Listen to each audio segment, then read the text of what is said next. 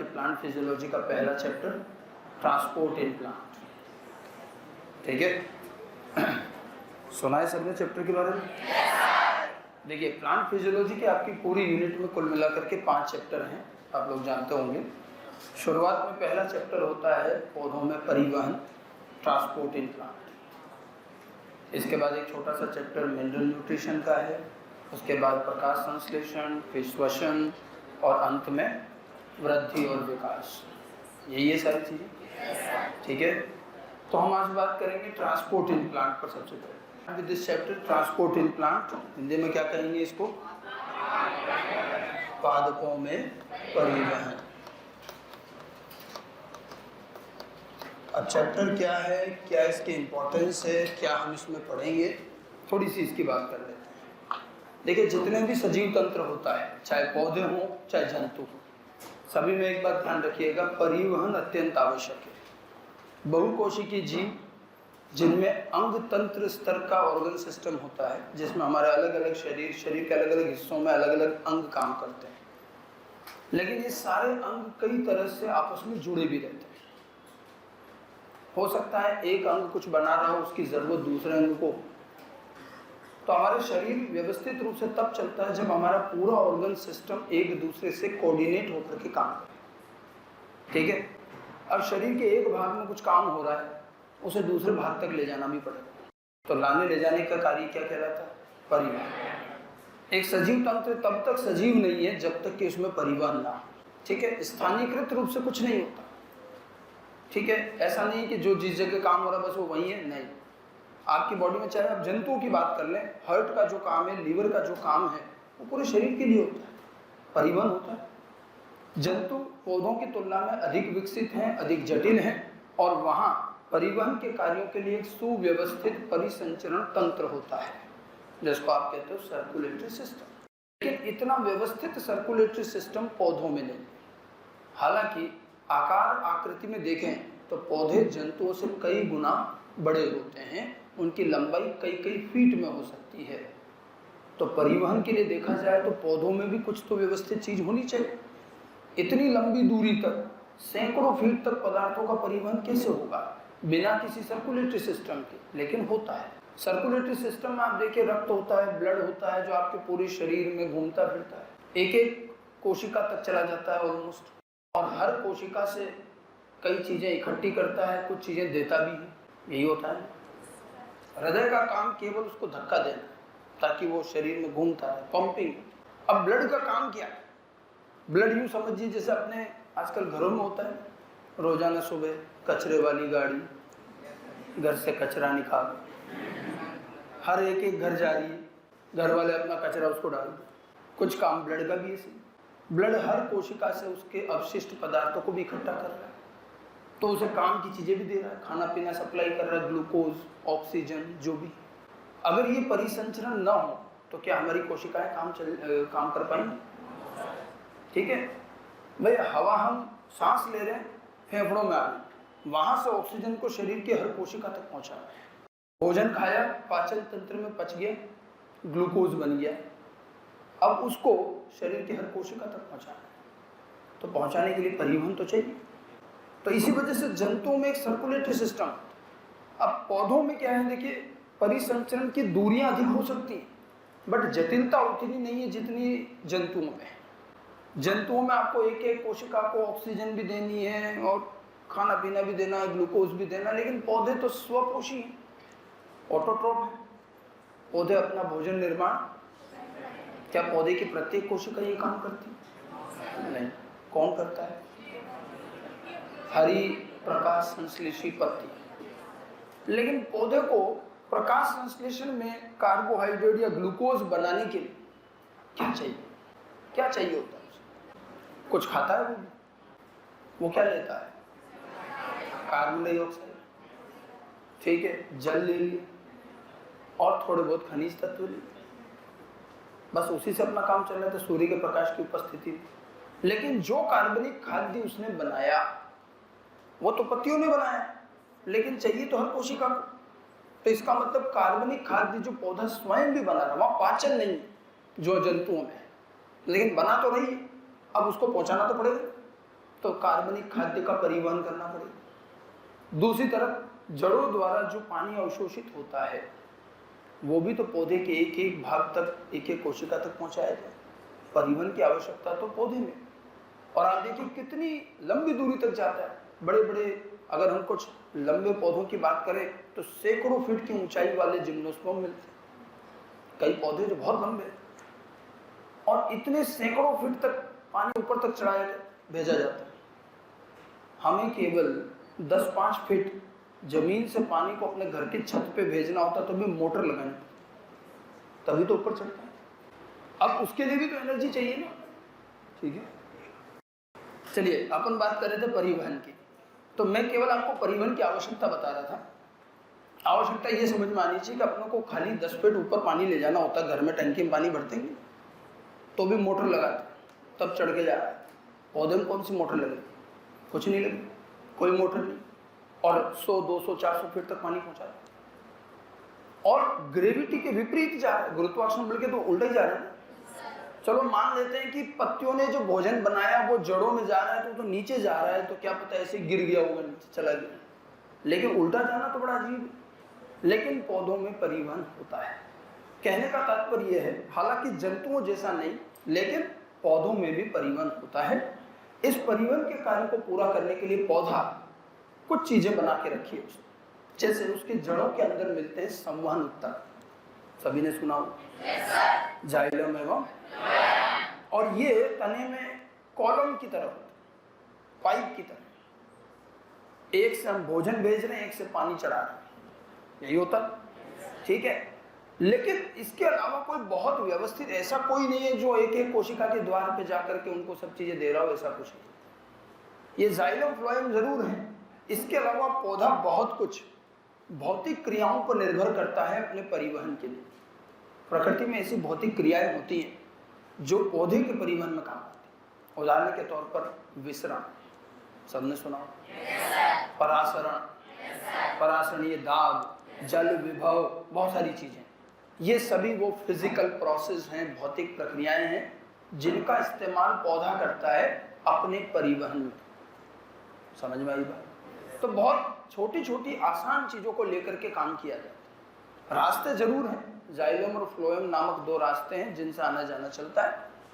बिना किसी बहुत ज्यादा ऊर्जा खर्च किए हुए पौधा अपनी शीर्षतम ऊंचाई तक सब कुछ पहुंचा देता है।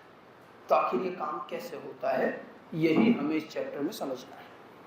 चैप्टर के मूलतः 2 भाग हैं। पहले भाग में जैसा मैंने आपको कहा, भौतिक प्रक्रियाएं समझाई गई हैं जिनका इस्तेमाल पौधा कर रहा है। पौधा साफ कहता है, देखो भाई मेरे परिवहन को समझना है तो आपको विसरण, परासरण, परासरणी दाब, जल विभव, डीपीडी, इन सब का ज्ञान होना चाहिए। तो चैप्टर का पहला भाग इन्हीं भौतिक प्रक्रियाओं को समर्पित है। तो हम विसरण से लेकर के छोटी छोटी, और यही सबसे इंपॉर्टेंट पार्ट है जो समझने वाला है। दूसरे हिस्से में हम परिवहन समझते हैं। परिवहन 2 मुख्य चीजों का है, बाकी तो कई चीजें होती हैं, जल और कार्बनिक खाद्य। जल के साथ ही खनिज तत्व भी चले जाते हैं। अब जल कैसे आया, कहाँ से आया? जमीन में, मृदा में है। सबसे पहले उसको किसने लिया? किसने लिया? जड़ों ने लिया। तो पहला काम जड़ अवशोषण, जड़ों द्वारा जल अवशोषण, जड़ में आ गया। अब ऊपर भी तो भेजना, ऊपर भेजने कहते हैं रसारोहण, ऊपर चढ़ाएंगे और ऊपर आने के बाद क्या करें? कोई पौधे में टंकी थोड़ी लगी जो भर के रख दी। यहाँ आने के बाद क्या करें? वाष्पोत्सर्जन। मतलब बड़ी अजीब बात, हम कह सकते हैं पौधा कितना मूर्खतापूर्ण काम करता है, खूब सारा अवशोषित करता है और यूं कहीं उड़ा देता है। मजबूर है पौधा, उसकी मजबूरी है। लेकिन ऊपर आने के बाद क्या होता है? वाष्पोत्सर्जन, ट्रांसपिरेशन। 3 काम हो गए, जड़ों द्वारा अवशोषण, रसारोहण, वाष्पोत्सर्जन। 3 काम तो ये पड़ेंगे। और चौथा काम, पत्तियों ने भोजन बनाया, उस भोजन को सब जगह बांटना है, ठीक है। तो कार्बनिक खाद्य का परिवहन। तो कितने मुख्य परिवहन हो गए? 4। ये आपके चैप्टर का दूसरा हिस्सा। समझ में आ गई ना? तो 2 हिस्से हैं। पहला काम फिजिकल प्रोसेस, कितने प्रकार के परिवहन हैं, कौन कौन सी प्रक्रियाएं हैं, ये सब चीजें समझेंगे। तो ट्रांसपोर्ट की शुरुआत करते हैं। ध्यान रखिएगा, पौधों में कई प्रकार के कई प्रकार के पदार्थों का कम दूरी अथवा लंबी दूरी, कम दूरी अथवा लंबी दूरी तक परिवहन होता है। कई प्रकार के पदार्थों का कम दूरी का भी परिवहन है और लंबी दूरी का भी परिवहन। पदार्थ कई प्रकार के हैं। ये कौन कौन से पदार्थ हो सकते हैं? जल, वाटर, मिनरल्स, खनिज तत्व,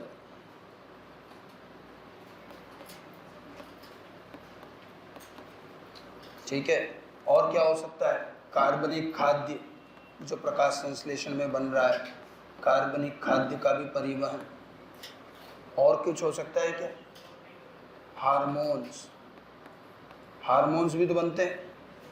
पौधे के हार्मोन आप वृद्धि के चैप्टर में पढ़ते ही, ठीक है। हार्मोन्स हो सकते हैं, कार्बनिक खाद्य हो सकता है। मुख्य रूप से तो 3-4 चीज़ें हैं, और भी हैं। कभी कभी जो है हार्मोन के अलावा कुछ उद्दीपनों का भी परिवहन होता है। पौधे में भी उद्दीपन होता है। उद्दीपन जानते हो? पौधों में पादप गतियाँ होती हैं। कई बार आप पौधे की पत्ती को छुइए, पत्तियाँ मुरझा जाती हैं, छुई मुई, है ना। पौधा भी जो है संवेदनशील है। बहुत सारी चीज़ें, उसकी जड़ें अपने आप जमीन की तरफ, तो तना अपने आप लाइट की तरफ ही चलता है। गुरुत्वानुवर्ती और प्रकाशानुवर्ती गति तो उद्दीपन है। पौधे मतलब पौधे को पता चलता है कि किधर पानी है, किधर धूप है, किधर जो मिट्टी है, सब पता रहता है उसको। अपने आप पानी की तरफ चलेगा, प्रकाश की तरफ चलेगा, इधर उधर उसमें होती है। ये उद्दीपन होते हैं। तो उद्दीपनों का भी परिवहन होता है। हार्मोन्स होते हैं, और भी कुछ चीज़ें हो सकती हैं जिनका कि परिवहन होता है। जल जो होता है जनरली ये जड़ों से तने के शीर्ष तक इसका परिवहन होता है कि काफी लंबी दूरी तक जाता है, ठीक है। खनिज तत्व भी बिल्कुल इसी तरह से जाए। कार्बनिक खाद्य का क्या है? ये पर्ण से पौधे के सभी भागों में जाता है, जड़ों में, तने में। तो काफी लंबी दूरी तक के इस तरह के परिवहन होंगे।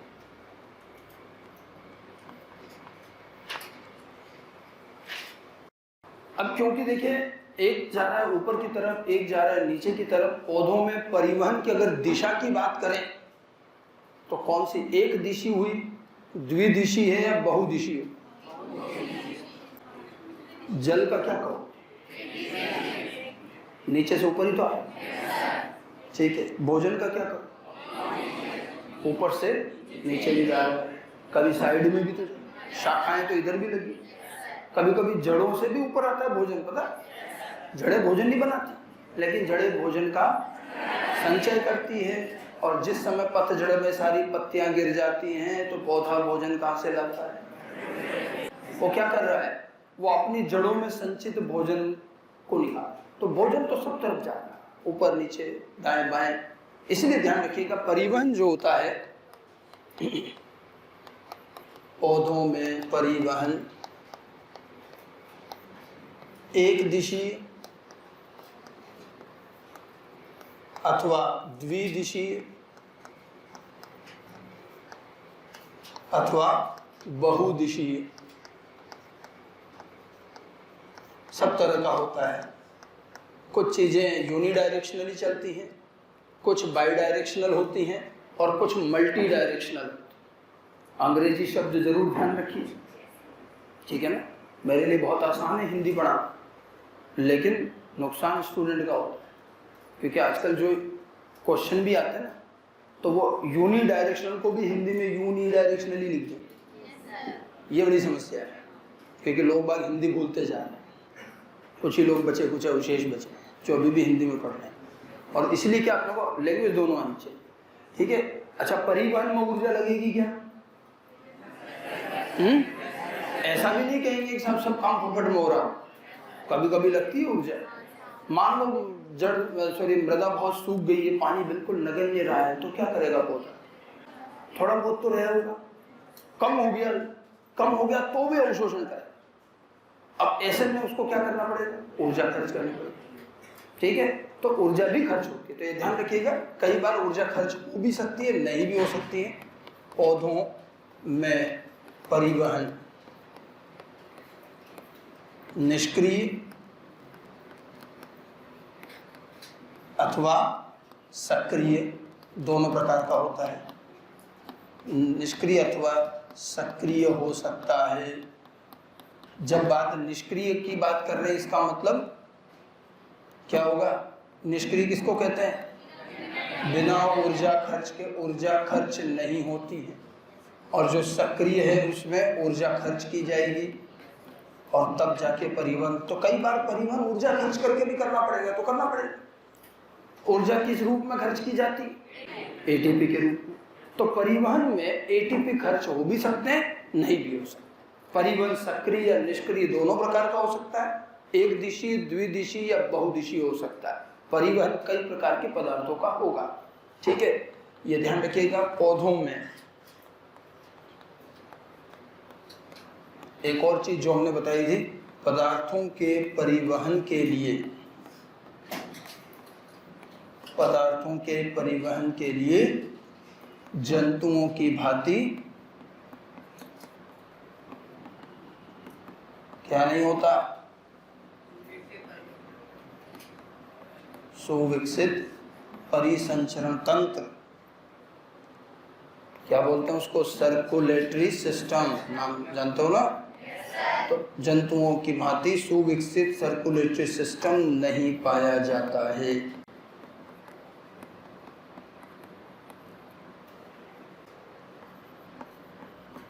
इसके बावजूद भी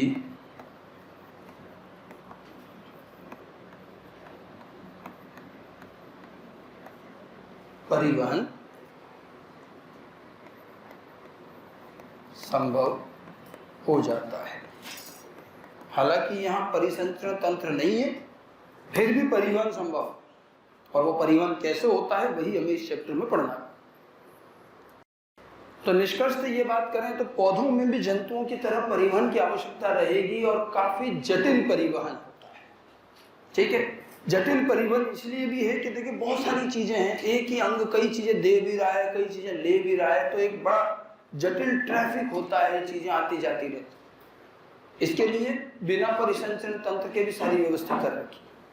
अब आप देखिए, कुछ चीजें होती हैं जो कम दूरी के लिए आसपास ही भेजी जा रही है और कुछ होती है जो लंबी दूरी के लिए जाती है।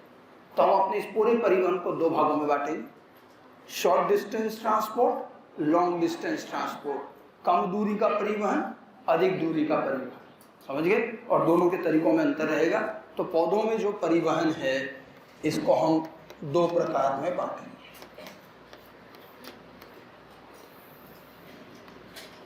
दो प्रकार का परिवहन होगा। कम दूरी का परिवहन, शॉर्ट डिस्टेंस ट्रांसपोर्ट, एवं लंबी दूरी का परिवहन।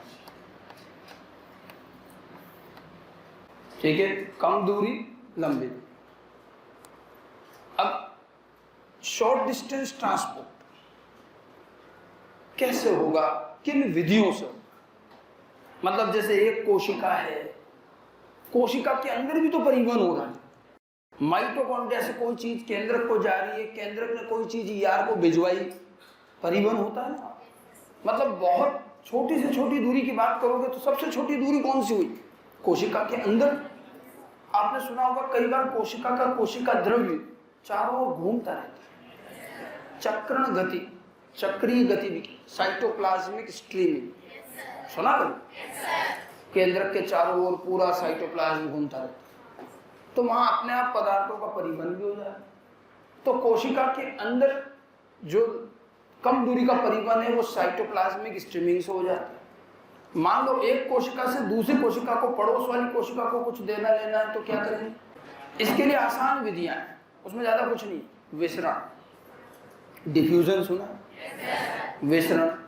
एक और होता है सुगम विसरण, और कभी कभी ऊर्जा खर्च करके भी करना पड़ता है, तो सक्रिय परिवहन। ठीक है, तो आसपास तो इन्हीं से भेज सकते हैं आप, विसरण, सुसाध्य विसरण और जो भी है। लंबी दूरी के लिए थोड़ी व्यवस्था लग रही है, तो हम पहले क्या पढ़ेंगे, शॉर्ट डिस्टेंस, उसके बाद लॉन्ग डिस्टेंस बनाएंगे। तो कम दूरी का परिवहन, इसमें क्या हो जाता है, देखिए कौन कौन सी प्रक्रियाएं आएंगी इसमें। कोशिका के अंदर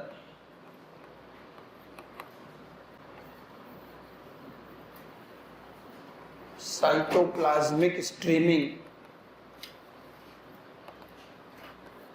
द्वारा व कोशिका से कोशिका में विसरण, डिफ्यूजन, फैसिलिटेटेड डिफ्यूजन,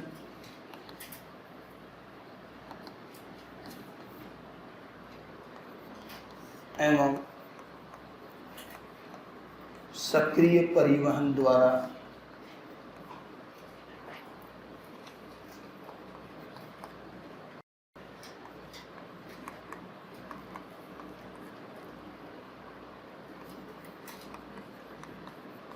पदार्थों का परिवहन होता है। तो देखिए कम दूरी का जो परिवहन है वो किन किन विधियों द्वारा होता है वो लिखा है हमने। कोशिका के अंदर तो किससे चलेगा, साइटोप्लाज्मिक स्ट्रीमिंग, ठीक है। अंग्रेजी हिंदी में लिखना है तो कोशिकीय चक्रण गति, इसको कहते हैं स्ट्रीमिंग मूवमेंट। साइटोप्लाज्मिक स्ट्रीमिंग द्वारा वह कोशिका से कोशिका, आसपास वाली कोशिकाओं में कहां से जाएगा, विसरण, डिफ्यूजन, फैसिलिटेटेड डिफ्यूजन, इसको सुगम विसरण या सुसाध्य विसरण कहते हैं, एवं सक्रिय परिवहन द्वारा पदार्थों का परिवहन होता है, ठीक है। तो शॉर्ट डिस्टेंस में हमें ये सारी चीजें पढ़नी रहेंगी। लंबी दूरी का जो परिवहन है, पहली बात तो लंबी दूरी के परिवहन के लिए एक नाम दिया जाता है, इसे ट्रांसलोकेशन, हिंदी में कहते हैं स्थानांतरण, ट्रांसलोकेशन भी कहते हैं, ट्रांसलोकेशन भी। और यह जो होता है ये किसके द्वारा होता है, संवहन ऊतक, संवहन ऊतकों द्वारा होता है। संवहन ऊतक कौन कौन से, जाइलम व फ्लोएम। जाइलम द्वारा क्या जा रहा है, जल व खनिज तत्व, फ्लोएम द्वारा कार्बनिक खाद्य। मुख्य रूप से दो प्रमुख चीजें हैं जो परिवहन की जाती है, एक दिशीय, द्विदिशीय और बहुदिशीय। ये किसके लिए काम में लिया जाए, कम दूरी के लिए या अधिक दूरी के लिए। ध्यान रखिएगा, कम दूरी के परिवहन में दिशा का महत्व नहीं है।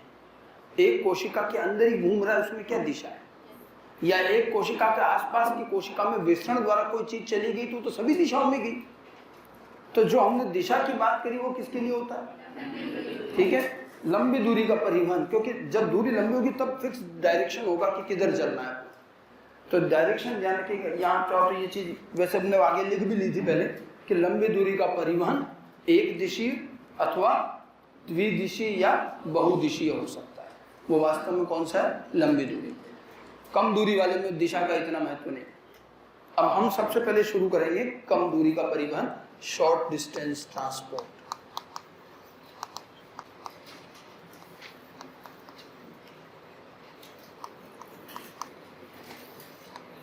इसको एनसीईआरटी ने मीन्स ऑफ ट्रांसपोर्ट भी लिखा है।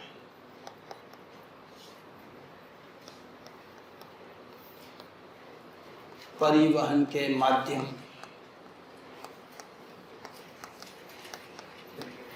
परिवहन के माध्यम, means of transport. Cytoplasmic streaming में बहुत ज्यादा कुछ पढ़ने का है नहीं, कोशिका द्रव्य का लगातार घूमते रहना। मुख्य रूप से ये तीन चीजें जो मैंने लिखी है हमें ये पढ़नी। साइटोप्लाज्मिक स्ट्रीमिंग बहुत छोटी सी बात है। परिवहन के माध्यम मुख्यतः तीन प्रकार हैं।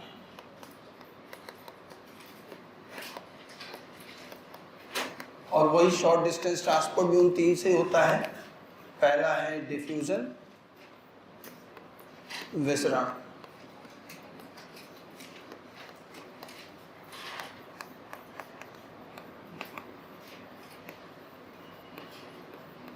फैसिलिटेटेड डिफ्यूजन,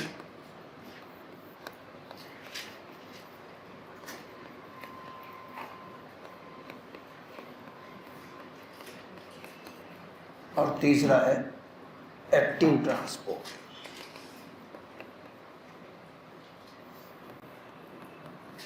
सक्रिय परिवहन। तीन प्रकार का शॉर्ट डिस्टेंस ट्रांसपोर्ट भी है, तीन प्रकार के मीन्स ऑफ ट्रांसपोर्ट। अब इसमें हम बारी बारी से एक एक चीज शुरू करेंगे। सबसे पहले लेते हैं वेस्टर्न डिफ्यूजन। वेस्टर्न नाम सबने सुन रखा है, बल्कि मेरे ख्याल से जानते भी होंगे क्या होता है, सबको पता है। कोई परिभाषा बताएगा? वेस्टर्न की डेफिनेशन बताओ, व्हाट इज डिफ्यूजन? वेस्टर्न दरअसल एक प्राकृतिक भौतिक कार्य है। मैं बार बार भौतिक शब्द क्यों बोल रहा हूँ पता? वेस्टर्न के होने के लिए सजीव तंत्र की आवश्यकता नहीं होती, बिना सजीव तंत्र के भी होता है।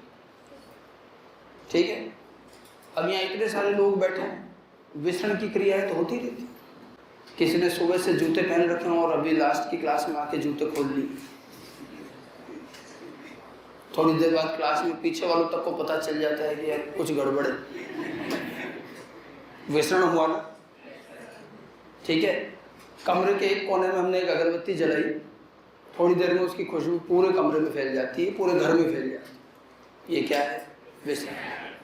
पानी से भरी हुई एक बाल्टी में एक बूंद नील की आप डालिए, आपको वो नीला रंग अच्छे से फैलता हुआ दिखेगा, पूरा पानी नीला रंग का होता है। ये क्या है? वेस्टर्न। ऐसे तमाम कई उदाहरण हैं वेस्टर्न के जो हमारे आसपास दैनिक जीवन में होते रहते हैं। आपने कभी सोचा कि ये कहना बहुत आसान है कि पदार्थों का उसकी अपनी अधिक सांद्रता से कम सांद्रता की ओर गति करना वेस्टर्न है? कारण बता सकते क्यों? क्यों होता है? नहीं, दबाव वबाव सब बराबर है, कोई दबाव नहीं, सब बिल्कुल स्वतंत्र। एक कमरे में हमने खूब सारे बच्चों को भर के रख दिया, दूसरा कमरा खाली। कई बार अपने आप कुछ लोग उठ के उधर जाके बैठे, यानी यहाँ बहुत भीड़ हो रही, उधर चल। आप मुझे इसका कारण समझ। देखिए, परिभाषा लिखना बहुत आसान है, हम लॉजिकल बात। Why diffusion takes place? Yes yes yes, कहाँ से आया कुछ? अरे तुमने अंग्रेजी का हिंदी कर दिया। अंग्रेजी से हिंदी कर देना आसान थोड़ी हो जाता है, और मुश्किल हो जाता है। अव्यवस्था फैला रहे या व्यवस्था बना रहे। देखिए इन सब का, देखिए आप लोगों ने क्या थोड़ा बहुत रट्टी रटाई भाषा में कुछ जो समझ रखा है, थर्मोडायनेमिक समझ रखी है, एंट्रोपी वगैरह, उससे जवाब देने की कोशिश कर रहे हो। मैं थोड़ा और व्यवहारिक चीज़ों पर आता हूँ। प्रकृति में एक नियम है, ध्यान रखना। प्रकृति हमेशा वस्तुओं का एवं ऊर्जाओं का समान वितरण चाहती है। ये एक नेचुरल टेंडेंसी है कि वितरण समान हो, समानता हो हर जगह। लेकिन तब भी असमानताएं आती हैं, और जब असमानताएं आती हैं तो प्रकृति उसे पुनः समान करने का प्रयास करती है। कुछ भी चीज प्रकृति कभी नहीं चाहती कि कोई एक चीज एक जगह इकट्ठी हो, नहीं, सब तरफ समान चीजें हों, वितरण, हर चीज बराबर, एनर्जी हर चीज बराबर, और वो इसी में लगी। देखिए किसी पर्टिकुलर प्रकार के मॉलिक्यूल एक जगह इकट्ठे हो रहे हैं बहुत सारे, दूसरी तरफ कम है, एक तरफ ज्यादा है। हम देखते हैं कि वो मॉलिक्यूल स्वतः गति करते हैं और उधर चले जाए। गति करिए तो ऊर्जा आई, उनको ऊर्जा किसने दी? अपन ने दी क्या? कहाँ से लाए? उन्होंने अगर गति की, विसरण में गति हो रही है तो एनर्जी खर्च हो रही। आप नहीं दे रहे हो इसलिए आपके लिए वो निष्क्रिय प्रक्रिया, लेकिन ऊर्जा तो लग रही है। ठीक है, तो वो कहाँ से आ रही? और उधर से इधर आ गया मॉलिक्यूल, आता गया आता गया आता, क्या ये हमेशा चलता रहेगा? क्या होगा? उधर के सारे इधर आ जाएंगे तो क्या होगा? मतलब दोनों तरफ सांद्रता बराबर होते ही रुक जाए? रुकता नहीं। आपको एहसास नहीं होगा लेकिन चलेगा। मॉलिक्यूल की गति चलती। एक्चुअली पहले इधर मान लो 100 मॉलिक्यूल थे और इधर 2 मॉलिक्यूल थे, बट जब 50-50 हो गए ना, उसके बाद अगर 2 इधर आ रहे हैं तो 2 उधर जा रहे हैं, तो नेट चेंज क्या हुआ? कुछ नहीं। तो हमें लगता कुछ नहीं हो रहा, गति तो उस समय भी हुई। एक्चुअली क्या, देखो, जब सांद्रता का अंतर आता है तो ऊर्जा का भी अंतर आता है। आप ये मानते हैं कि प्रकृति में हर कण, हर मॉलिक्यूल, हर व्यक्ति जो जहां है, जिस जगह बैठा है, अपने अंदर कुछ ऊर्जा लिए बैठा है? थोड़ा सा एनर्जी कंसेप्ट पर बात करते हैं, विभव पोटेंशियल पे बात करते हैं। ठीक है, हर व्यक्ति अपने अंदर एक ऊर्जा लेके और हर पार्टिकल की अपनी एनर्जी। अब मान लो बहुत सारे कण एक जगह है, हर एक की अपनी अपनी ऊर्जा है और इधर कम है तो इसकी कम ऊर्जा होगी, ऊर्जा इधर ज्यादा हुई इधर कम हुई। ऊर्जा के अंतर को कहते हैं ग्रेडियंट, प्रवणता। क्या बोलते हैं? कभी भी किसी भी चीज का अंतर हो, अंतर को बोलते हैं ग्रेडियंट, प्रवणता। सांद्रता का अंतर है, सांद्रता प्रवणता। ऊर्जा का अंतर है, ऊर्जा प्रवणता। एनर्जी ग्रेडियंट होता है। अब एक तरफ ज्यादा ऊर्जा है, एक तरफ कम ऊर्जा है। जब भी ऊर्जा की असमानता हुई तो जैसा कि मैंने आपको कहा, प्रकृति का नियम साफ है कि ऊर्जा का वितरण बराबर। तो क्या होगा, जहां ज्यादा ऊर्जा है और वो सारी ऊर्जा आप भी अंदर अपने अंदर जो ऊर्जा समेटे हुए वो है पोटेंशियल आपका। आप अगर कुछ काम करते हो तो अपनी ऊर्जा से करते हो, तो आपके अंदर जो ऊर्जा है वो आपका पोटेंशियल है। उसी पोटेंशियल से आप कोई काम कर पाते हो। तो जब एक पार्टिकल, कोई व्यक्ति बैठा है या कोई कण है, उसके पास जो एनर्जी, वो एनर्जी कौन सी हुई? Potential energy. और अपनी उसी पोटेंशियल एनर्जी, अपनी उसी मुक्त ऊर्जा से ही तो वो काम करता है। तो हर पार्टिकल अपनी अपनी एनर्जी लेके बैठा है, पोटेंशियल एनर्जी। पार्टिकल ज्यादा है तो ज्यादा है, कम है तो कम होगी। अब जैसे ऊर्जा का अंतर हुआ, ये पार्टिकल का जो पोटेंशियल एनर्जी है वो गतिज ऊर्जा में कन्वर्ट होती है, काइनेटिक एनर्जी। और उसी गतिज ऊर्जा से वो पार्टिकल चलना शुरू करता है, दूसरी तरफ आ जाता है। ठीक है, उसके बाद जब ऊर्जा का एक बार समानता आ जाती है, उसके बाद रैंडमनेस से मूवमेंट होता है। तो हर पार्टिकल के पास कुछ फ्री एनर्जी होती है, कुछ ऊर्जा होती है। वही ऊर्जा जब एक तरफ ज्यादा हो जाती है और एक तरफ कम हो जाती है तो विसरण और परासरण जैसे कार्य तब होते हैं। कुछ बात समझ में आई? ठीक है, विसरण की सामान्य परिभाषा यही है कि पदार्थों का अपनी अधिक सांद्रता से निम्न सांद्रता की ओर गति करना। कब तक? जब तक कि उपलब्ध स्थान में सभी पदार्थों का वितरण समान न हो जाए। इस प्रक्रिया को क्या कहते हैं? डिफ्यूजन कहते हैं। अब देखिए, डिफ्यूजन में कुछ और बातें हैं। डिफ्यूजन एक निष्क्रिय कार्य हुआ क्योंकि उसे बाहर से ऊर्जा नहीं देनी पड़ती है। डिफ्यूजन हमेशा सांद्रता प्रवणता की दिशा में चलता है। सांद्रता प्रवणता क्या हुआ? सांद्रता प्रवणता का मतलब है दो जगहों की सांद्रता का अंतर, ठीक है, और उसकी दिशा में जाना। सांद्रता प्रवणता की दिशा का मतलब है उच्च से निम्न की ओर जाना। ठीक है, तो ये सांद्रता प्रवणता की दिशा में चलता है। और एक पदार्थ का विसरण दूसरे पदार्थ के विसरण से आपस में निर्भर करता है, स्वतंत्र स्वतंत्र। अच्छी खुशबू अपनी जगह फैल रही है, खराब खुशबू भी अपनी जगह फैल रही है, कोई लेना देना। विसरण एक धीमी भौतिक प्रक्रिया है जो सजीव तंत्र पर निर्भर नहीं करती है। कोशिका में भी हो सकती है और कोशिका के बाहर भी हो सकती है, कहीं भी हो सकता है। ठीक है, विसरण द्रव में, गैस में, ठोस में, सब में होता है। उसमें से भी लिक्विड और गैस में तो विसरण बहुत आसानी से होता ही, हम देखते ही खूब। लेकिन सॉलिड के अंदर, ठोस के अंदर, देखिए ठोस के बारे में एनसीईआरटी अंग्रेजी में बड़ी अच्छी लाइन लिखती है। ठोस का विसरण होने की बजाय ठोस में विसरण अधिक सामान्य होता है। ठोस बेचारा कहाँ चल के जाएगा, लेकिन ठोस के अंदर हो सकता। आपके शर्ट पर पीछे से किसी ने इंक पेन लगा दी, जैसा कि कई बार स्कूलों में करते थे। आजकल तो फाउंटेन पेन यूज ही नहीं होता, जानते तो हो, नीब वाला, शाई वाला। आपके माताजी पिताजी ने यूज किया हो, आप लोगों के तो बॉल पेन आ गए। अब उस पेन का इंक को थोड़ा सा टच कीजिए, वो अब वो शर्ट के अंदर वो जो इंक है ना, शाई फैल रही, डिफ्यूजन हो रहा है। ये क्या हुआ? सॉलिड का डिफ्यूजन है या सॉलिड में डिफ्यूजन? तो सॉलिड में डिफ्यूजन ज्यादा आसान, सॉलिड का डिफ्यूजन नहीं होता। लेकिन डिफ्यूजन होता तीनों स्वरूप में होता है। समझ में आई कुछ बात? ठीक है, डिफ्यूजन के बारे में ये 4-5 प्रॉपर्टीज भी हमें ध्यान रखनी है, इसकी परिभाषा भी ध्यान रखनी है। चलिए इसको लिख लेते हैं, फिर इनके कारकों पर बात करेंगे। पदार्थों अथवा अणुओं का अपनी उच्च सांद्रता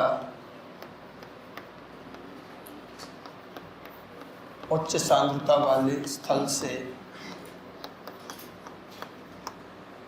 उच्च सांद्रता वाले स्थल से निम्न सांद्रता वाले स्थल की ओर गति करना,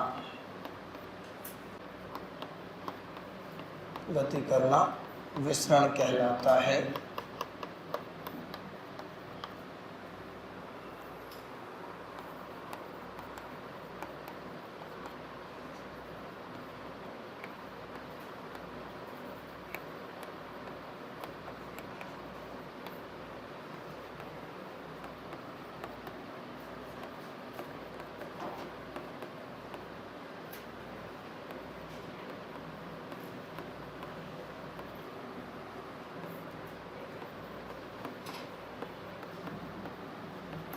विसरण का ये कार्य उपलब्ध स्थान में साम्यावस्था आने तक चलता है। तो किसी उपलब्ध स्थान में साम्यावस्था आने तक पदार्थों का अपनी उच्च सांद्रता से निम्न सांद्रता की ओर गति करना विसरण कहलाता है, डिफ्यूजन कहलाता है।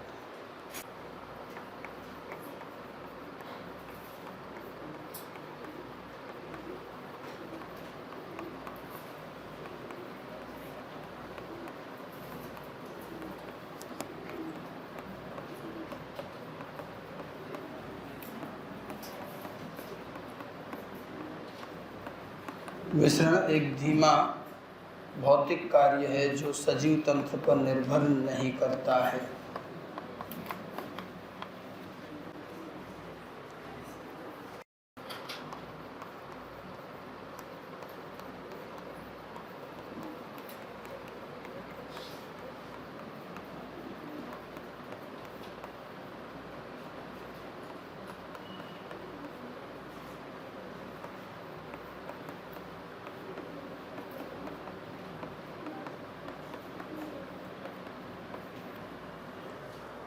विसरण में पदार्थों की गति सांद्रता प्रवणता की दिशा में होती है। सांद्रता प्रवणता की दिशा, इसी को हम क्या कहते हैं? सांद्रता प्रवणता की दिशा का मतलब समझे, उच्च से निम्न। ठीक है, प्रवणता का मतलब जानते हैं? सांद्रता प्रवणता का मतलब क्या हुआ? सांद्रता का अंतर,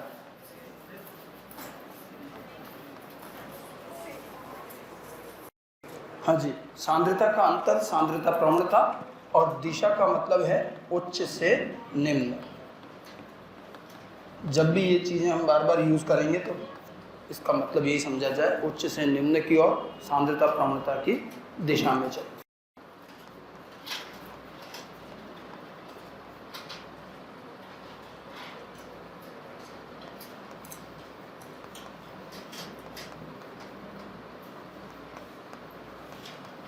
विसरण जो है एक निष्क्रिय कार्य है, ठीक है, इसमें ऊर्जा खर्च नहीं होती, कोई बाहरी ऊर्जा खर्च नहीं होती है। ये एक पैसिव प्रोसेस होता है, बिना ऊर्जा खर्च किए पदार्थों का परिवहन होगा। अलग अलग पदार्थों और अणुओं का विसरण एक दूसरे से स्वतंत्र होता है।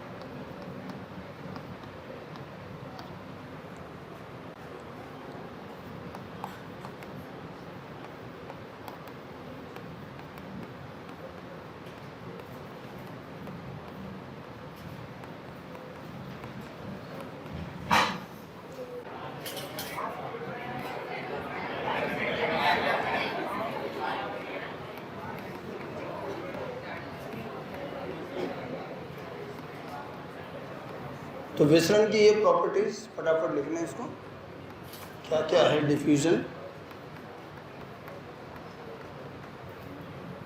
तो 4-5 चीज़ें जो मैंने आपको विसरण के बारे में बताई। साम्यावस्था आने तक तो चलता ही है, उच्च से और धीमा भौतिक कार्य है, सजीव तंत्र पर निर्भर नहीं करता, सांद्रता प्रवणता की दिशा में चलता है, उच्च से निम्न, ठीक है। एक निष्क्रिय कार्य है, कोई ऊर्जा खर्च नहीं होती, अलग अलग पदार्थों का विसरण एक दूसरे से स्वतंत्र होता है। विसरण ठोस, तरल, गैस सभी में होता है। अब यहाँ देखिए ये लाइन, गैस व तरल में या गैस व तरल का विसरण आसानी से होता है।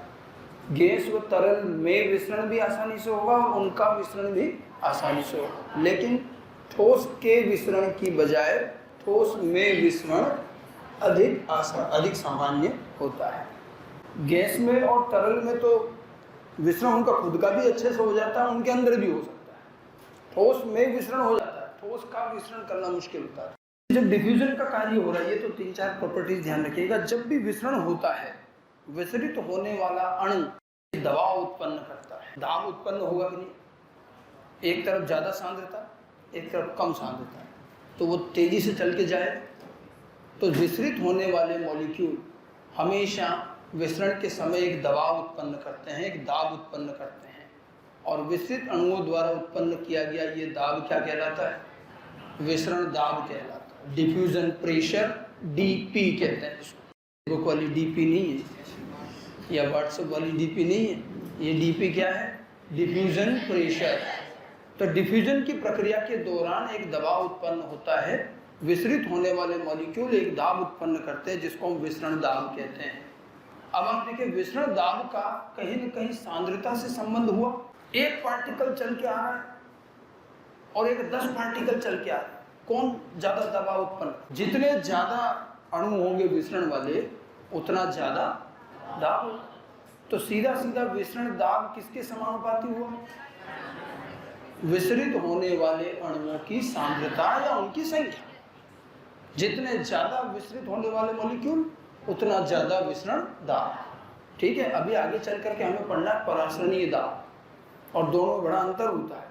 विसरण दाब के बारे में बस एक चीज ध्यान रखना, विसरण दाब हमेशा जाने वाले लगा है। जाने वाला कौन? जो भी विसरित हो रहा है वो मॉलिक्यूल, चाहे जल हो चाहे कोई और। ठीक है, तो विसरण दाब के बारे में भी थोड़ी सी चीज ध्यान रखिएगा। विसरण के समय ये दाब उत्पन्न होता है। विसरित होने वाले मॉलिक्यूल एक दाब उत्पन्न करते हैं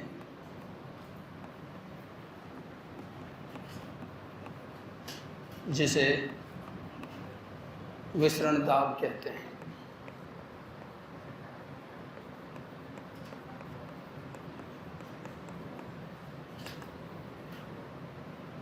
डिफ्यूजन प्रेशर।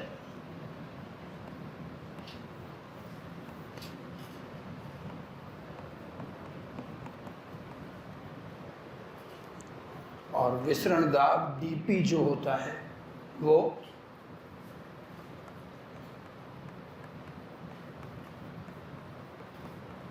विसरित होने वाले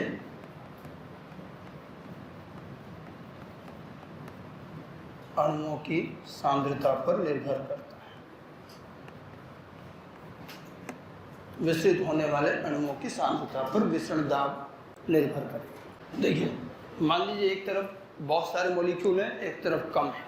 यहाँ क्या हुई? उच्च सांद्रता, इधर क्या हो जाएगी? निम्न सांद्रता। अगर मैं आपसे विसरण की परिभाषा विसरण दाब के संदर्भ में पूछूं तो अब आप कैसे समझाओगे? विसरण में मॉलिक्यूल की गति कहाँ से कहाँ होगी?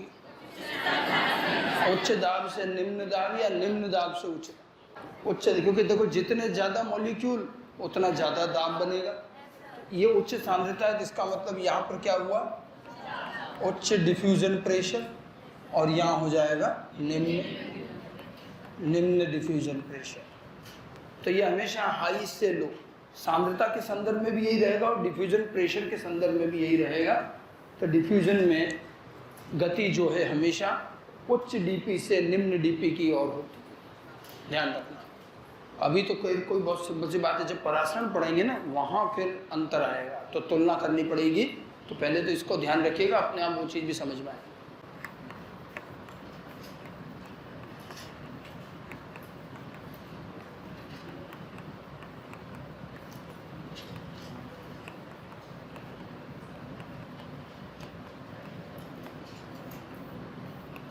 विसरण की क्रिया को प्रभावित करने वाले कारक, कुछ कारकों का रोल देखें। कुछ कारक हैं जो विसरण बढ़ाते हैं तो कुछ कम भी करते हैं। कारक में सबसे पहले हम तापमान की बात करें।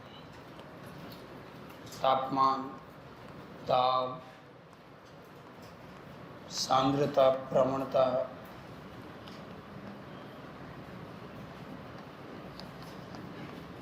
अब बता सकते हो तापमान का विसरण से क्या संबंध होगा? देखिए विसरण तो अपने आप ही हो रहा है, फिर भी मैंने एक तरफ तापमान बढ़ा दिया। तापमान बढ़ाने का मतलब आप बाहर से क्या दे रहे हो उसको? ऊर्जा ही तो दे रहे हो। वैसे इसको ऊर्जा की आवश्यकता नहीं है, फिर भी हमने अगर ऊर्जा दी तो और जल्दी होगा, इसमें बुरा ही क्या है? तो सीधी सी बात है, तापमान बढ़ने के साथ विसरण की दर क्या होगी? विसरण की दर तापमान से समानुपाती रहेगी। जितना तापमान बढ़ाओगे विसरण की दर भी बढ़ती जाएगी। दबाव बढ़ाया तो देखिए, ये जो मैंने गति बताई आपको, ये सामान्य एटमॉस्फेरिक प्रेशर पे बताया, सामान्य जो वातावरणीय दाब हो उस पर। हमने मान लीजिए एक तरफ दाब बढ़ा दिया, तो दाब बढ़ाने पे भी तो वही होगा ना कि क्या होगा? गति और तीव्र हो जाएगी। तो ये ध्यान रखना, दाब का भी विसरण दर से समानुपाती संबंध रहेगा। जैसे जैसे टेम्परेचर और प्रेशर बढ़ाएंगे डिफ्यूजन उतना तीव्र होता जाएगा। सांद्रता, प्रवणता, प्रवणता का मतलब समझे ना, मैंने लिखा था अभी। सांद्रता के अंतर को क्या बोलेंगे? प्रवणता। अंतर जितना ज्यादा होगा विसरण उतना तीव्र होगा। भाई यहाँ बहुत ज्यादा मॉलिक्यूल और यहाँ है ही नहीं, तो बहुत तेज गति से जाएंगे। अगर सांद्रता का अंतर ज्यादा नहीं तो थोड़ी सी गति होगी, रुक जाएगा। समझ गए? तो सांद्रता, प्रवणता भी सीधे सीधे विसरण दर से समानुपाती ही रहेगी। जितनी ज्यादा प्रवणता, प्रवणता का मतलब ग्रेडियंट, जितना ज्यादा कंसंट्रेशन ग्रेडियंट उतना ज्यादा डिफ्यूजन। ठीक है?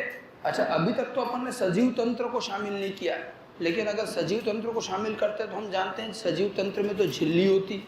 सजीव और निर्जीव वातावरण को कौन अलग करता है? वो एक झिल्ली, कोशिका झिल्ली सुनी? कोशिका झिल्ली के एक तरफ निर्जीव तंत्र है और दूसरी तरफ सजीव तंत्र। ठीक है?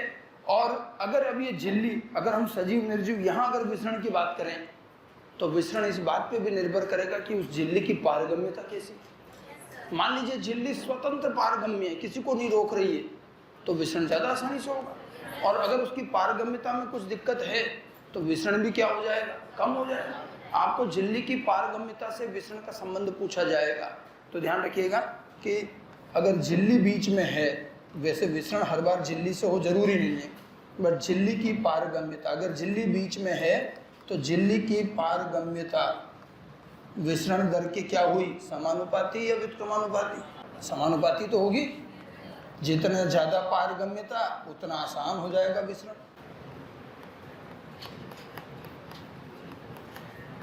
अब देखिए, मैंने दो कारक और लिखे, जरा इसका संबंध बता। विसरित अणुओं का घनत्व, घनत्व जानते हैं? अगर देखिए जिन चीजों का विसरण हो रहा है वो बड़ा, उसकी डेंसिटी बड़ी हाई, घनत्व बहुत ज्यादा है। अगर घनत्व ज्यादा होगा तो गति आसान होगी या मुश्किल होगी? भाई जो जा रहा है वो अगर बहुत हैवी डेंसिटी का है तो सीधी सी बात है उसका विसरण उतना ही मुश्किल हो जाएगा। विस्तृत अणु का आकार, छोटे अणु हैं और एक बड़े अणु है, तो बड़ा अणु होगा तो विसरण फिर मुश्किल होगा। ये दोनों कारक जो हैं विसरण दर के व्युत्क्रमानुपाती होते हैं। जितना ज्यादा घनत्व उतना कम विसरण होगा, जितना बड़े आकार का विसरित अणु उतना ही विसरण दर भी उनकी कम होगी, वो धीमी गति से जाए। आकार बड़े होने पर, घनत्व ज्यादा होने पर विसरण आसानी से नहीं होता। ठीक है?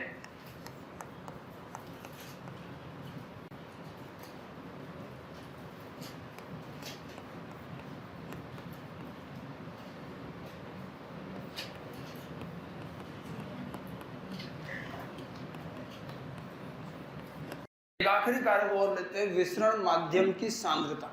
इसमें कई लोगों को कंफ्यूजन रहता है, मैंने इसलिए लास्ट में लिखा। विसरित होने वाले पदार्थ और विसरण माध्यम दोनों में अंतर है कि नहीं?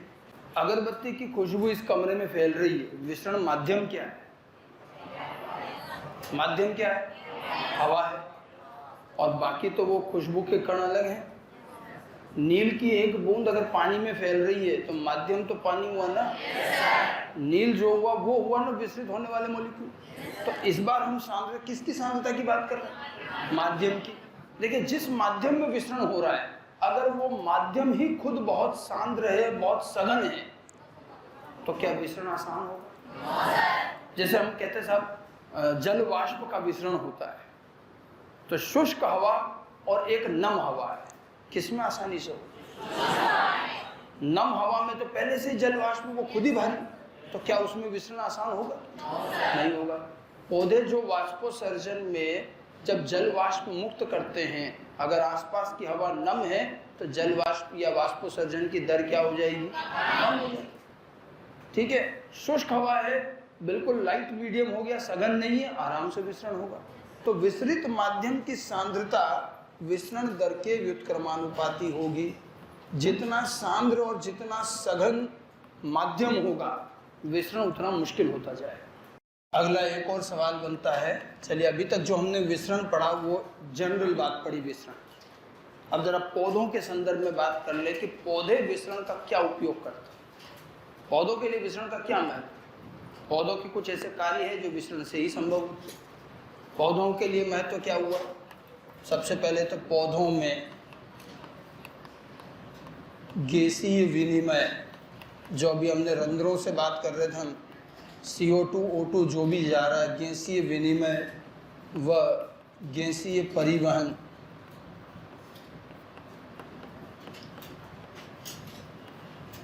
किस किस का? CO2 O2 आदि। गैसीय विनिमय व गैसीय परिवहन विसरण द्वारा ही होता है।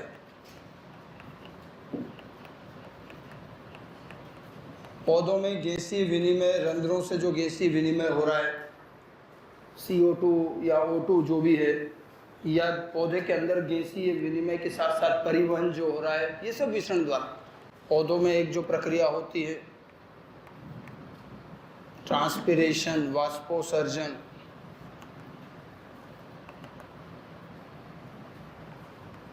एक विसरण प्रक्रिया है।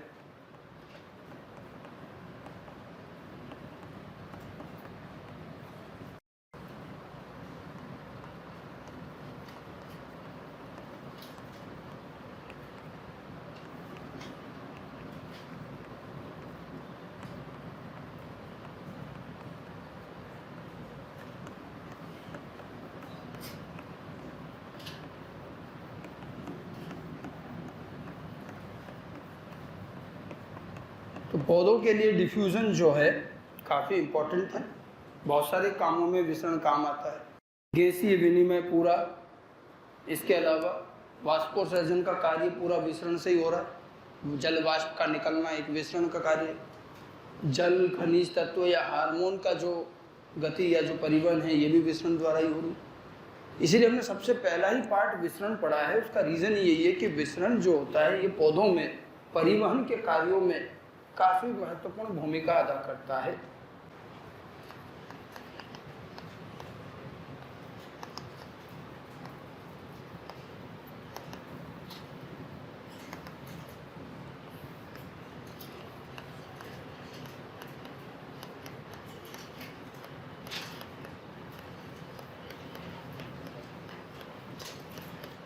तो ये तो हमारे मीन्स ऑफ ट्रांसपोर्ट का पहला भाग हुआ विसरण।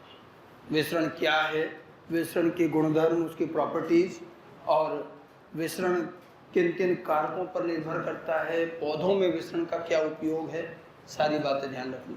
अब विसरण के अलग अलग रूप और हैं। विसरण का एक रूप है फैसिलिटेड डिफ्यूजन, सुगम विसरण। सुगम या सुसाध्य विसरण विसरण का ही एक प्रकार। ठीक है, सुगम नाम से समझना। सुसाध्य या सुगम का मतलब क्या है? किसी कार्य को सुगम करना, मतलब और आसान बनाना। तो विसरण को कहीं ना कहीं आसान बनाने का कार्य सुगम विसरण। आसान कब और क्यों बनाया गया वही हमें समझना है। फैसिलिटेटेड डिफ्यूजन दरअसल देखा जाए तो किसी मेम्ब्रेन, किसी झिल्ली के द्वारा, झिल्ली के माध्यम से पदार्थों का विसरण,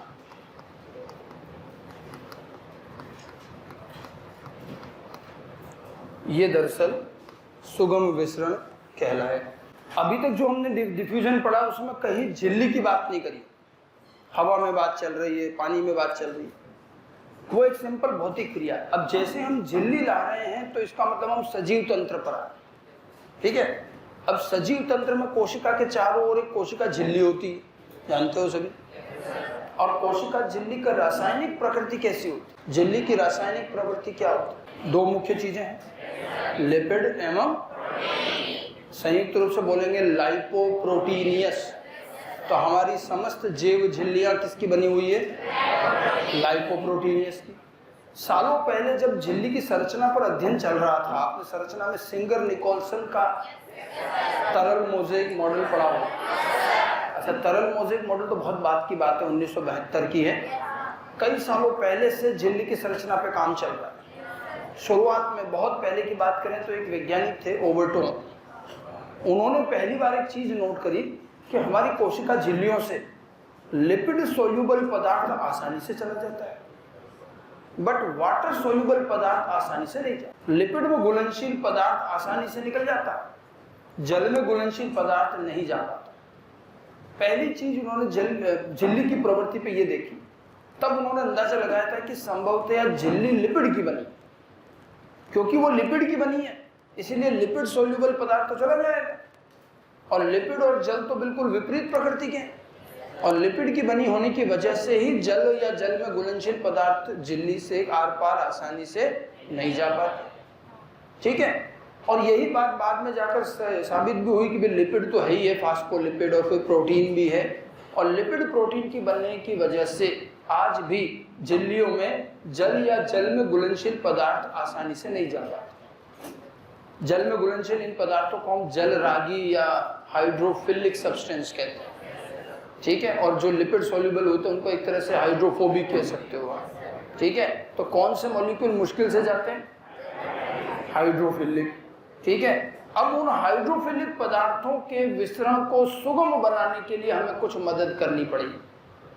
तो विसरण सुगम किसका बनाना है? जलरागी पदार्थों का, हाइड्रोफिलिक सब्सटेंस। क्यों?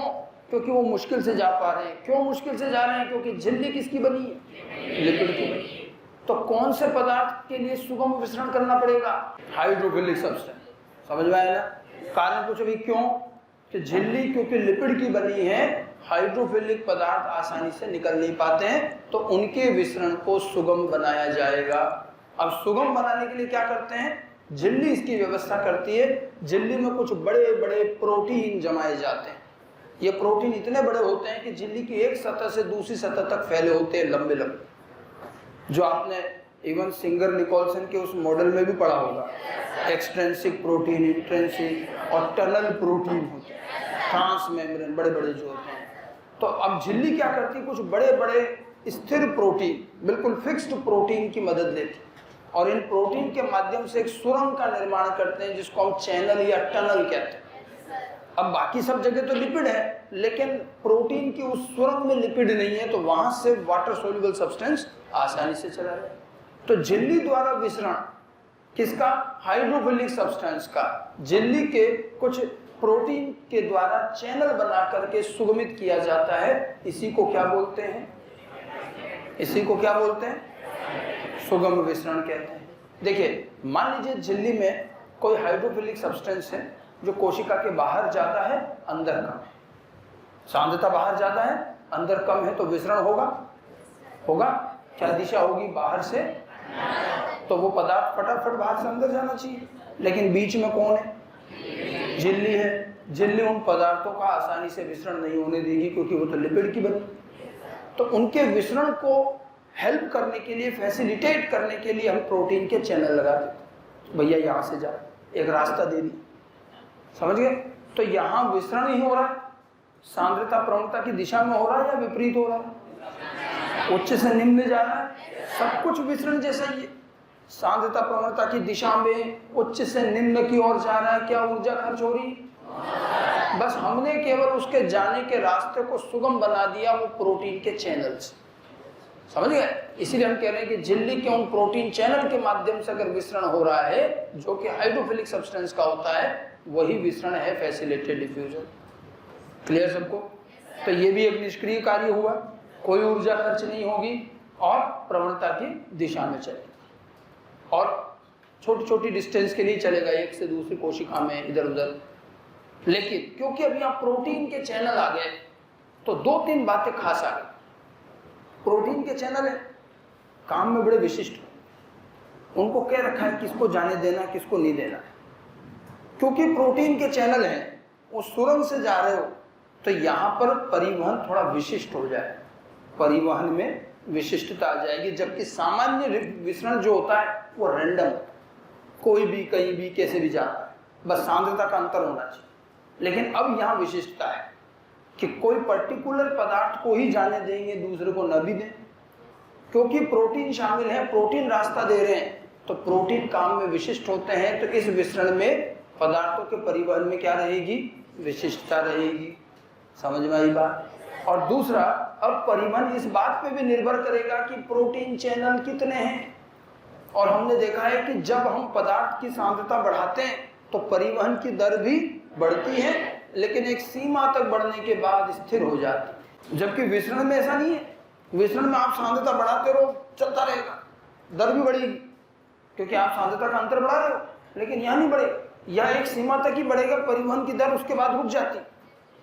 क्यों? यहाँ एक आती है संतृप्त बिंदु। संतृप्त जानते? ठीक है, संतृप्तता क्यों आई? देखिए, मान लीजिए झिल्ली में हमारे पास 5 चैनल है। कितने हैं? 5 चैनल है। मॉलिक्यूल जाने वाला एक अकेला है, आराम से दौड़ के चला जाएगा किसी में से भी। मैंने 2 कर दिए, पदार्थ की सांद्रता बढ़ा रहा हूँ, एक के बजाय कितने मॉलिक्यूल कर दिए? 2। क्या दोनों आराम से एक साथ निकल जाएंगे? क्यों, रास्ते तो कितने हैं? 5 हैं, तो अभी तो 3 तो खाली पड़े हैं। 3 कर दिए मॉलिक्यूल तो भी दर बढ़ जाएगी, आराम से तीनों एक साथ जाएंगे। 4 कर दिए, 5 कर दिए, 5 तक तो कोई दिक्कत ही नहीं है, पांचों को पांचों एक साथ जाएंगे, क्योंकि दरवाजे कितने हैं? 5। मैंने अब 6 कर दी, सांद्रता मैंने और बढ़ाई, 6 कर दिया, तो हमने देखा कि एक जना वेटिंग में। क्यों? रास्ते तो 5 ही है ना, तो 1 से लेकर 5 तक तो दर बढ़ी, 6ठे पे आते दर नियत हो। अब एक साथ एक बार में कितने मॉलिक्यूल जा रहे हैं? 5। आपने 10 कर दिए तो 5 इंतजार करेंगे, जाएंगे 5 ही, तो दर तो नियत होगी ना 5 पे आके। तो जब आप चैनल के द्वारा विसरण करेंगे तो एक निर्धारित सीमा तक की दर बढ़ेगी, उसके बाद स्थिर हो जाएगी, और यहाँ एक संतृप्त बिंदु आ जाता है। जब सारे प्रोटीन चैनल विसरण में बिजी हो गए, उसके बाद संतृप्तता आ जाती है। बात समझ में आई? तो एक संतृप्त बिंदु रहेगा, दूसरा ये काम में विशिष्ट होंगे क्योंकि प्रोटीन के माध्यम से जा रहे हैं, और तीसरी चीज, क्योंकि प्रोटीन है, चैनल है, टनल है, तो इसको तो कोई बंद भी कर सकता है। प्रोटीन के बेचारे के दुश्मन बहुत है, ठीक है? तो प्रोटीन कई संदमकों के प्रति संवेदनशील होता है। तो कोई मान लीजिए ऐसा कोई संदमक मॉलिक्यूल आ गया, उसने आकर के प्रोटीन का दरवाजा ही बंद कर दिया, क्या विसरण होगा? तो ये यानी कि ध्यान रखिएगा कि फैसिलिटेटेड डिफ्यूजन संदमकों के प्रति भी संवेदनशील होंगे। क्या सामान्य विसरण था? नहीं, उसको कोई रोकने वाला नहीं। समझ में आई बात? तो जब झिल्ली के माध्यम से विसरण होगा तो उसको हम सुगम विसरण कह रहे हैं। बाकी सारा विसरण के विसरण जैसा ही है, बस 3 बातें नहीं आ गई, संतृप्त बिंदु, काम में विशिष्टता और संदमकों के प्रति संवेदनशील। ये 3 चीजें आपके उस विसरण में नहीं थी जो यहाँ आएंगी। क्लियर? कौन से पदार्थ जा रहे हैं? हाइड्रोफिलिक, झिल्ली के थ्रू जाएंगे। समझ गए? ठीक है, इसको हम सुगम विसरण कहते हैं, क्योंकि हम पौधों में बात कर रहे हैं, कोशिकाओं की बात करेंगे, झिल्ली के आर पार जाने की बात होगी, तो विसरण से ज्यादा यहाँ सुगम विसरण भी काम आएगा। ठीक है? क्या इन प्रोटीन चैनल ने, अब एक सवाल और, क्या इन प्रोटीन चैनल ने सांद्रता प्रवणता का निर्माण किया? प्रवणता इन्होंने बनाई क्या? ये बहुत अच्छा क्वेश्चन है, पूछा गया एग्जाम में। ध्यान रखिएगा, प्रोटीन चैनल प्रवणता नहीं बनाते, प्रवणता पहले से बनी होनी चाहिए, ये तो केवल जाने का मार्ग प्रदान करते हैं। समझ में आई नहीं बात? ठीक है। अब आपका प्रोटीन चैनल है, लेकिन अगर सांद्रता का अंतर नहीं है तो क्या गति होगी? नहीं होगी। तो प्रवणता तो पहले चाहिए, इधर ज्यादा इधर कम जो भी है, उसके बाद जब वो जाने लगेगा तब हम रास्ता दें। ठीक है। तो सुगम या फैसिलिटेटेड डिफ्यूजन की बात करेंगे। फैसिलिटेटेड डिफ्यूजन की परिभाषा किसी को, इसकी डेफिनेशन लिखी। फैसिलिटेटेड डिफ्यूजन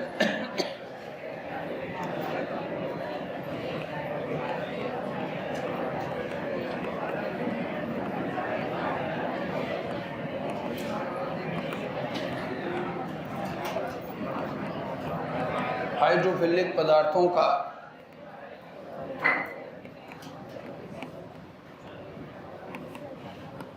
झिल्ली के माध्यम से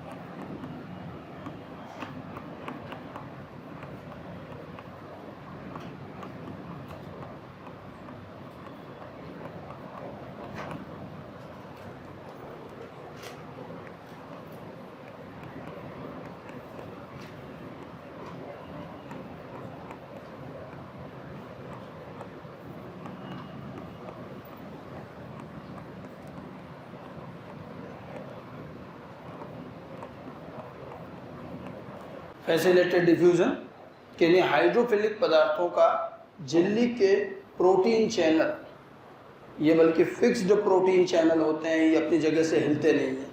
फिक्स्ड प्रोटीन चैनल के द्वारा सांद्रता प्रवणता की दिशा में बिना ऊर्जा खर्च किए विसरित होना या परिवहन होना सुगम या सुसाध्य विसरण कहलाता है।